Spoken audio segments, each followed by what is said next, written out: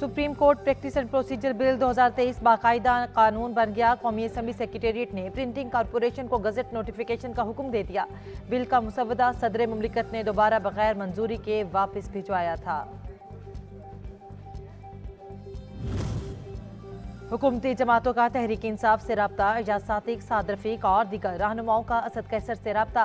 मुज़ाकरात के लिए मुलाकात के शेड्यूल पर बातचीत। असद कैसर ने पेशरफ से पार्टी के सेक्रेटरी जनरल असद उमर को आगाह कर दिया।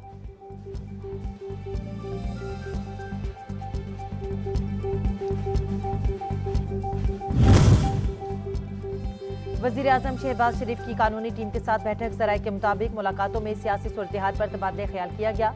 सुप्रीम कोर्ट में ज़ेरे समाअत केस से मुशावरत की गई।